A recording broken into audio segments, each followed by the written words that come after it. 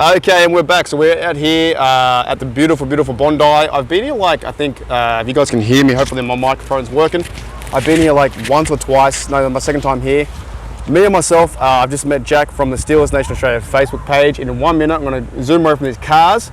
We're going to meet Jack, and we're going to meet the reason why he's a Steelers fan and why he's pumped up to talk Pittsburgh Steelers football. Jack, what's going on, mate? How are you? Yeah, not too bad, Jack? Thanks. Not too bad, going thanks, good? Mark. Yeah, man, yourself? Mate, I'm doing very well. So I'll step back a bit. Hopefully the mics are working. We're all sweet. We're all good. We'll find out. Hopefully, probably find out in 10 minutes' time. If it doesn't work, perfect. Start again. Jack, I saw you today inside the event. We just left the Eagles versus Packers event, and for all our fans on Steelers Nation Australia, where's all the Steelers fans? What's going on? Yeah, it was a pretty poor turnout from Steelers Nation today. I think 3 people: myself, yourself, Jack, and another bloke. Yeah, no, there was obviously. It's one of those things. It wasn't tailored to us today, which is one of those things. But Packers Eagles, right? Yeah, you know what I mean. So I was actually, you know what? I'm a bit disappointed. Not the fact that you're here, but the fact that we didn't have any Steelers fans out there. Yep. Like I saw multiple Buccaneers, multiple Dolphins, Chiefs, one Bengal, poor bloke. You know. Yeah, there was just he was solely on his own. Bless him.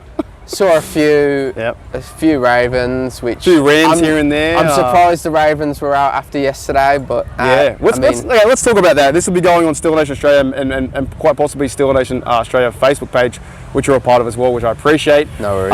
Let's talk about the Ravens, man. Walk me through it. Hang on, wait. Walk me through it. Oh, just that, like literally a toenail away. Hang on. So there's a line there, right? Like this. Just that, and it's just over. Oops. Yeah. Oops. How'd that make you feel? Oh, honestly, it's a truly satisfying feeling. You know, I was at work yesterday and I was watching along, and there was moment like that pass to Bateman with 30 seconds left. I was like, oh no, pass. please. Yep. Then he missed a wide open to Flowers. So I was like, and then the toenail of Likely was out. It's a good feeling though, right? For being 0-1, we start the season. I think they don't worry me too much. Do the Ravens worry you? No, you know, obviously I'm a football fan at heart. They've got good players, but do they worry as an organisation, they don't worry me. Like, let's look at our record, for example. Since Lamar's been in charge of their offense, 7-1, is it? 7-1. It should have been 8-0 with Trubisky through 3 interceptions, and like you said, TJ Watt was out. That was Trubisky. Like, we can't use that as an explanation. It's Trubisky. Lamar Jackson is also 1-3 against the Steelers when he turns up, when he's not, going running to the toilet. Lamar Jackson is also a glorified running back in most Steelers fans' senses. Oh yeah, definitely. He's a great player. Athletic-wise, great player. However, they rely too much on him running. Correct. It's as simple as that. Where's the deep ball? Where can he finish? Can he finish or not? I mean, he had one all game yesterday, and that was the Bateman one. The most important one. That was pretty impressive though, I must admit. It was a dot. But in saying that, the one pass, other quarterbacks can do that, and it's like one. It's like one. Trubisky can do that. Yeah. Oh boy. Oh boy. Easy. Yeah, I know we're surrounded by lovely people in the Bondi Beach here, and we're having a great time out here in Bondi Beach, but that hurts. Yeah. So it makes me feel sick that Trubisky was one of us.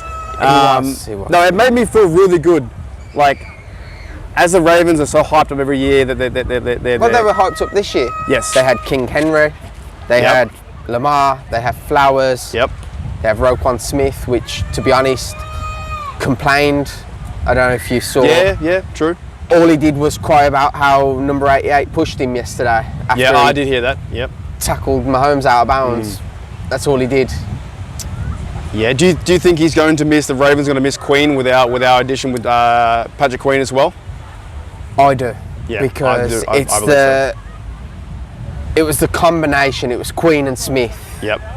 It's now like Queen's missing his left arm. Yep. And I think this is really big for Queen for the simple fact of he was always through the media under Smith's shadow. Correct. Yep. This is Queen's chance now to be like to be his own man, on my own fucking linebacker. And now I think you might agree with this. Maybe Atlanta Roberts can be the Batman and Roberts. You know what I'm saying? The Batman and Robin, right? And obviously we don't know what's happening with Holcomb yet. We don't know. No, that's a weird one. Still on the injury reserve. Yeah, could be 4 weeks. Could be anything. 8 weeks. We don't know.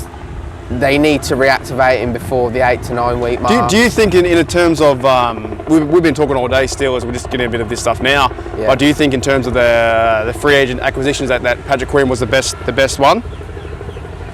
Out of the ones we had? Out of star players, Queen was top of the list. Yep. Out of financial and what we needed. True. Yeah, the quarterback, a whole new quarterback room this year, which it's, to me personally, it's going to be a Kenny Rudolph situation again. It's going to be who performs best if Wilson doesn't go. Let's go into that, because the last few days in Steel Nation, and while this probably, I'll probably put this up right tomorrow, because this is great content, it's fantastic. But right now, Bondi Beach, we're having a fucking great day. Yeah. Who's our quarterback, number one? What's going on? Who is it? So I genuinely believe it should be Wilson to start off with because of experience. He's been to Super Bowls. Okay, yes. For some reason, he didn't hand the ball off to the Beast, and that would have been the Patriots. Are you nervous if Najee gets to the one and we don't hand it off? I'm nervous.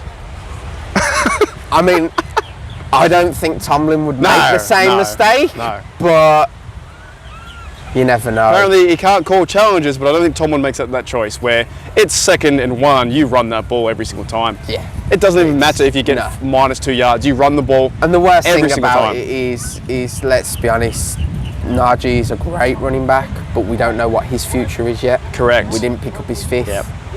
We've got. So let's tackle the first thing first, a quarterback situation going into the Falcons game. You think that the QB1 will be Wilson, even though he's got a bit of a limited calf injury? Obviously, he's still questionable. So I believe if Fields goes, it will be the matter of how Fields plays. True. He's not had a good off season. He's had moments, but the centre QB exchange has been. He's fumbled twice now with Wilson. So if Wilson doesn't get the nod right, do you think that Fields takes? If Fields starts week 1, because he's quarterback number 2, Allen backs out, Wilson's on the bench. If Fields plays well, do you think Mike Tomlin will make the choice of going to Fields, or do you think he goes to Wilson? I personally think if they go with Fields, he'll go back to Wilson because that's just the way he does things. What do you reckon? Yeah, it's one of those things. Is that, let's say, in hindsight, Fields rushes for 65, 70 yards. Correct, yeah, that'd be cool. Throws for 200 yards. Yep. A couple of touchdowns. Yeah. You can't go back. Sit him. Yes. The next week. I hear you. Mm-hmm. It's you sit him for Wilson if it's couldn't get the ball downfield. It was like watching Kenny Pickett again. Do you think there's any gamesmanship or ideas where Tomlin is just playing with the media and he knows his guys' Fields, and maybe Wilson isn't just ready to yet?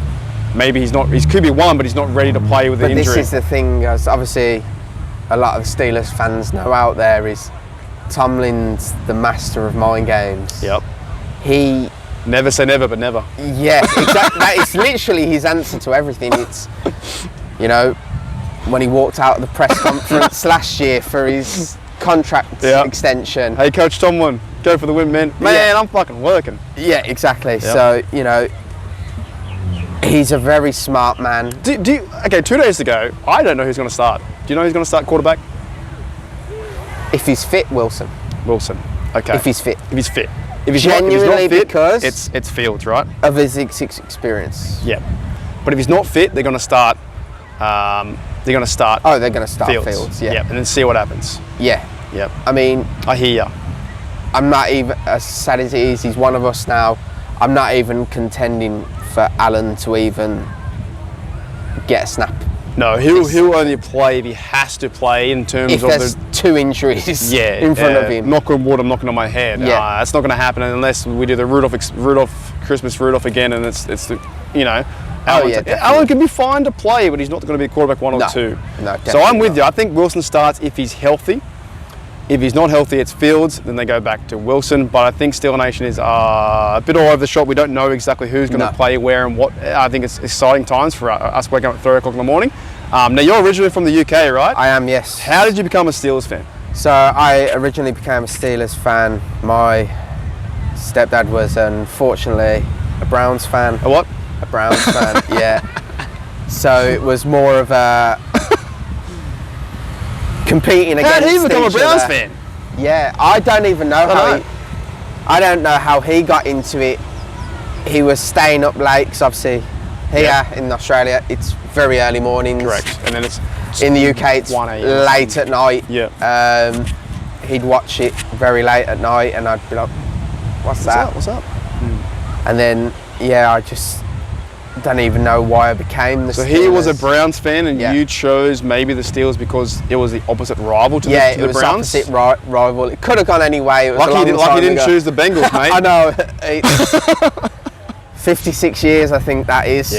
So they're going, I think it's a 57th year this year. Yeah. They've never won a Super Bowl. No. They've got a big window now. We talked about that before, and I think they're going to... I don't even think it's a window, to be honest. Really? No. For like the next 3 years? No. Well, let's walk through that. Why would it be a window for the next 3 years? Well, one, since Burrow's come into the league, I can't think of one season that he's started healthy, True, 17 games. Yep. There's been seasons where he's played 16 to 17 games. Yep.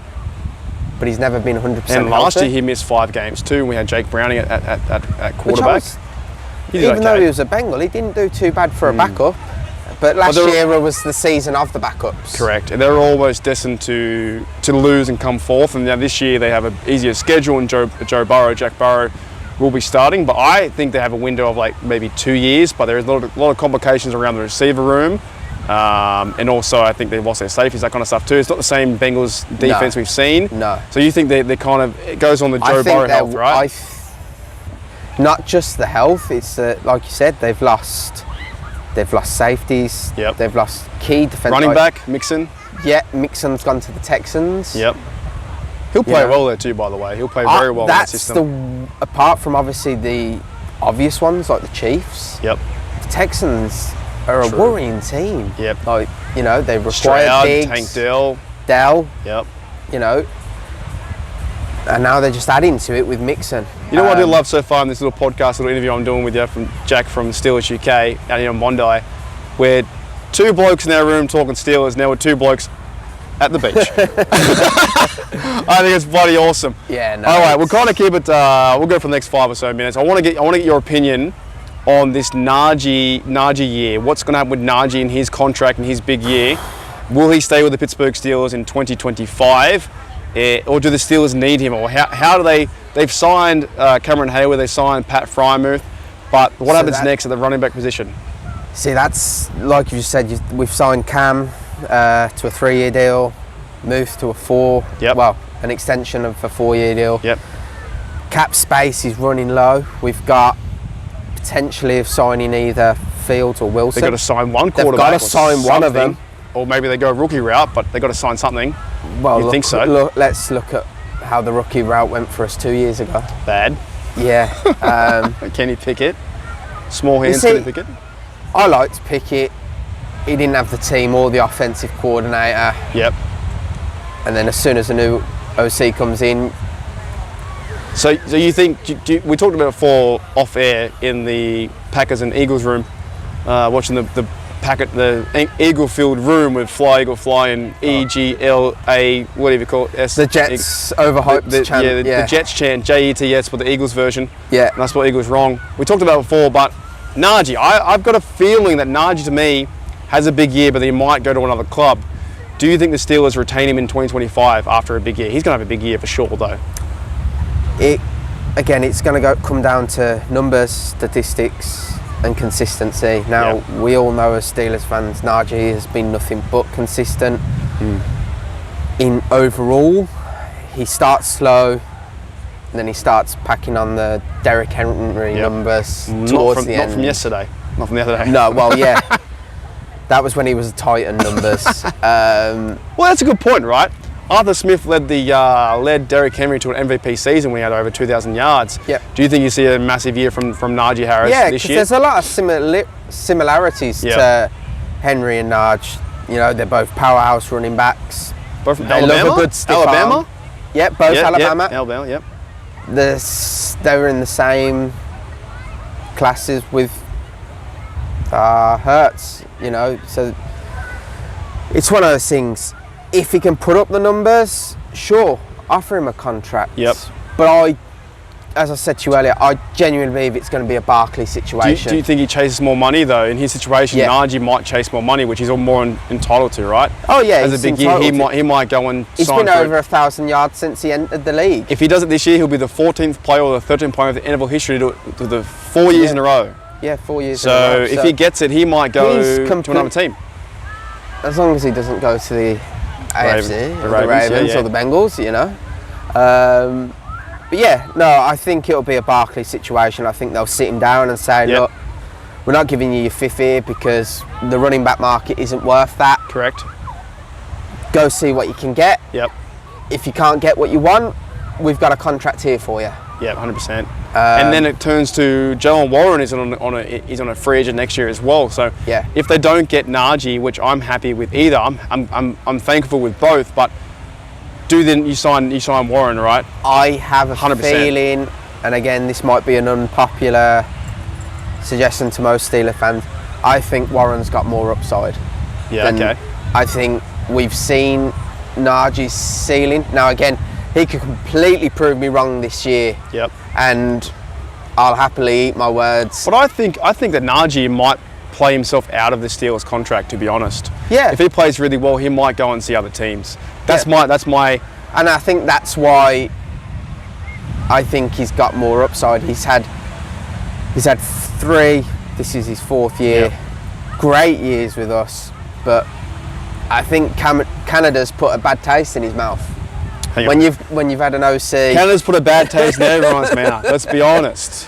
When you've seen when you've been with an OC like that for 3 years, I'd want to leave, and I can't run for 40 yards without being out of breath. So yeah, if we did it right now, a 40-yard sprint, we'd both be out of breath. Yeah, that's for sure. You know. Okay, so Najee, I would be happy if he does. It's okay. It's awesome. Yeah, but if he doesn't, it's how the NFL works because of his situation. I think. No, definitely. Like, it's down to the thing where he's done enough to earn a contract. Yep. But he might if play. he's to go, we've got options there that I'm not worried about. Yeah. And then we can always go the running back draft next year. There'll be guys in there. Dejan Edwards, you were talking about him before in the Packer and Eagle room over there. That he was cut. He could always come back maybe. Yeah. I am quite. He had a lot of potential for me where I thought, if he can make the 53. Yep. He was a fun player to watch, right? For a brief period. I'm surprised he wasn't even signed to the practice squad. You know, dead set. They signed 2 other blokes. Ward, I think it was Ward, the running back, and the other guy's Shemplin. I think that's how I pronounce his name. All right, we're going to round up very shortly. I want to talk to you about so we have the game coming up, but I want to talk to you about TJ Watt just first. What's your overall perspective and view of TJ Watt? How do you see him for the Steelers? We were saying this in the green room at the Eagles, is that, you know, I know from heart a lot of Steelers fans last year were so angry how he wasn't Defensive Player of the Year. Oh, that's right. We saved. Wait. You haven't told me this part yet because we saved this part. So now I'm keen. He led the league in sacks. He led the league in tackle for losses. Yep.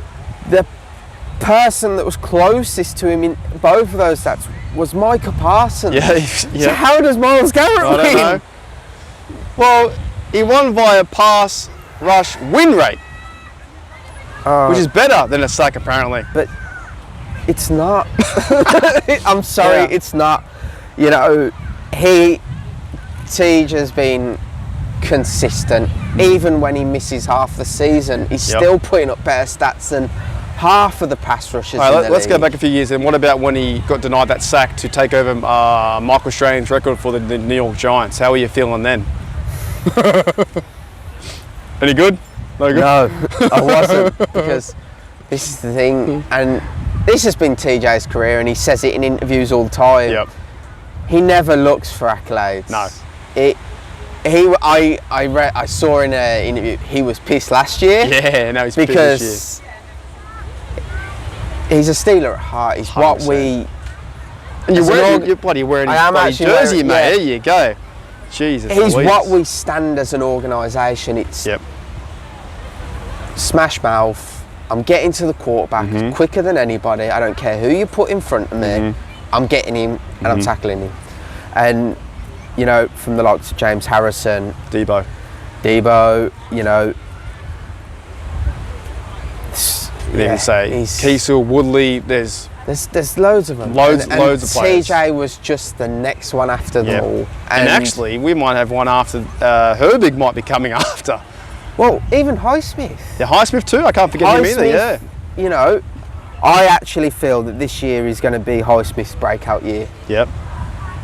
I think this is where TJ won't step off a bit, but I think Highsmith. It's whoever gets there first, right? Yeah. Whoever gets to the quarterback first could be. I think Highsmith this year could possibly put up a few more sacks than TJ this year. Yeah, well, if he But gets then- 21. It's the same thing. It's that if you've got Highsmith putting up 15 and TJ putting up 15, and then Herbig rotating, putting in 5 or 10, you're still throwing in 40 sacks just by our edge rushers. All right, one more question about a certain player, a legacy player for our Steelers, and we'll talk about one quick takeaway for the game for the Falcons coming up. Legacy player, Cameron Haywood. What are your thoughts as being a Steeler fan from the UK now living in Australia? Your thoughts about Cameron Haywood signing that contract and you know, remaining as a Steeler for his longevity? My very first thought, I was surprised. I genuinely thought he was coming out of contract this year. I thought we were going to leave it till the end of the year, see how we go. I think it's a 2-year extension though. It's a 3-year contract, 2-year extension. 2-year extension. And we don't know if he will do all those years, but I think it makes sense from a Pittsburgh Steelers point of view. Yeah, definitely. There's some concerns for sure, but I think a legacy player like him is one of them. Yeah, it's like the Big Ben story though. They could not give him a contract. No. But sorry, I cut you off. What do you think about the Cameron Haywood this year? Yeah, like I was saying, it was a surprise. It was, I thought it was going to be a situation, see how he does in his last year. Yep. If we can get him that ring, great, go off to the sunset. Yep. One of the great D tackles that we've had. 100%. But no, it just shows that he wants to be a Steeler. I remember saying it in the Facebook group at the very beginning of OTAs. Oh, this is the first time in his whole career he's not been at an OTA, and a few people had said, like, oh, I wouldn't worry too much about it. He came, I think, 3 or 4 days later though. Yeah, he did.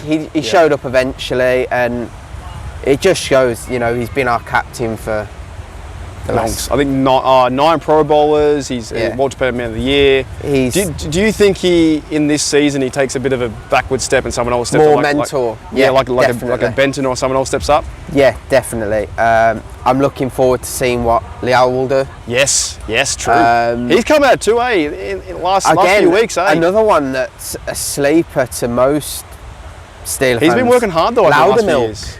Or however you say his last name. Loudermilk, yeah. He's been hanging around.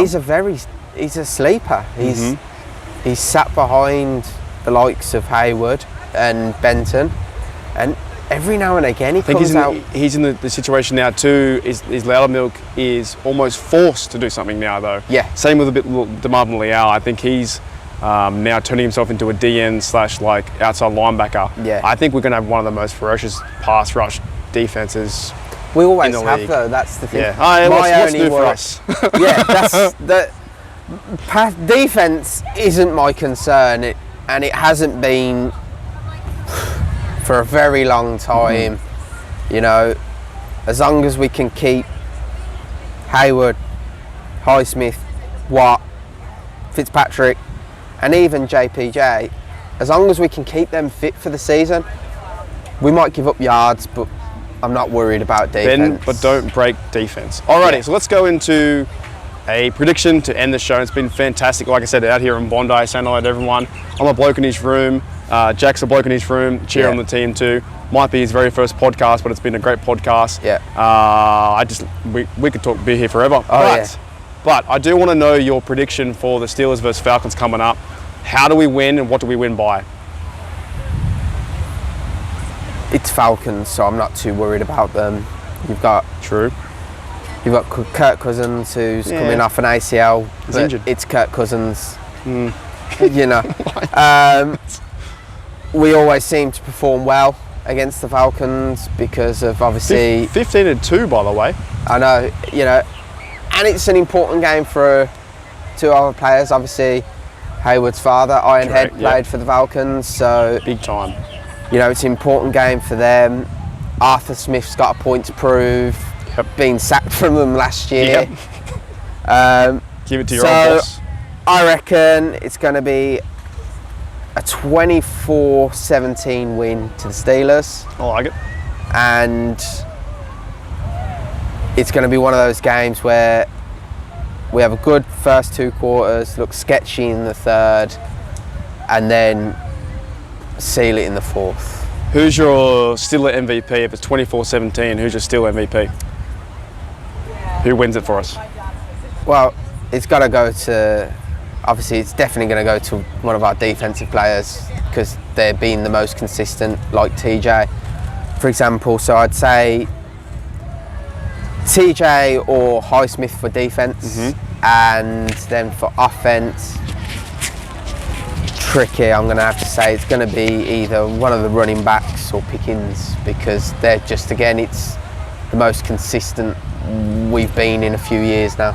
I'm going to change it on you. I'm going to go towards, I think Keanu Benton has a big game. I think Keanu Benton's going to tell everyone he's one of the best defensive linemen in the NFL. I think he shuts down Bijan Robinson. I think he gets towards Kirk Cousins, where on the outside they're going to plan and trying to attack the TJ Watt and Highsmith, and put all the pressure on them from an outside linebacker. Then you're going to see some defensive interior rush from Cameron Haywood and Keanu Benton with his wrestling skills. I really do believe. I think he's going to have a massive game and take over in terms of run stuffing. And he's got the ability to do so. Yeah, he's unreal. It's just the problem with Benton at the moment is that he's not being given enough opportunity yet. I think he will though. I think he'll start to. Like we were just saying, is that with this new Haywood extension, I don't think it's an extension because we need him to play. I think it's an extension of here, help the younger ones come through. Correct. Yep. 100%. And I think that's another thing that we'll see next year when we go to renew TJ's contract. It won't be like the contract he's just had. He's had his big contract now. Yep. It will be his mentor contract to help bring friendly deal, team deal, player deal, kind of thing. Alrighty, Jack, mate. That's it. Pretty much covered. Thank you for coming on the show out here in Bondi. Actually, this is your home, mate. Yeah, this is closer to me than it is for you. Yeah, definitely. I'm like 2 hours away. We've got a lovely beach here. I'm like, I don't know, over there somewhere. That way. I don't know where I am, dude. I'm like on the same east coast, but all the way about two and a half hours away. So awesome, Bondi. Thank you, Jack, mate, for coming on the show, and I'll put this out hopefully today. Great interview. I think I'm pretty pumped up to be a Steeler fan as always. Yeah, I think we're gonna have a good season. You got us making the playoffs this year? Yeah, and hopefully a tougher schedule without any losses. We'll definitely make it to the playoffs, and then let's break this curse. Yeah, seven games in a row. We got to stop it and get to the playoffs. Do you think we get a playoff win? Yeah. I think between the acquisitions that we've made, the young boys coming through, I genuinely think that this is our window, if anything. It just depends on how Arthur Smith and the offense can stop this 9 point a game. Yeah, I think we need to be more explosive, and as long as Arthur and the boys can make it more explosive, like I said, I'm not worried about defense. I know. Neither am I. When push comes to shove, we can hold any of them out. Jack, I'm going to end on this. Yeah. Anything's better than Matt Canada. Definitely. definitely. Anything is better than Matt Canada. Alrighty, Jack, mate. Thank you for coming on Thank you Steeler very Nation much Australia, for dude. having You're me. awesome. We're gonna go have another shirt, another beer, and yeah, all I can say now is go Steelers. And thanks everyone for hitting the subscribe, YouTube channel, whatever. Do all the YouTube things you want to do. Thank you, Jack, for coming on the show. We're gonna get a shirt, have a beer, and then in 2 days time, 3 a.m. You're waking up before work. Yeah. I'll be waking up, jumping on live stream, and we'll get it done. And as always, guys, here we go, Steelers. Here we go, Steelers. Go. Let's go.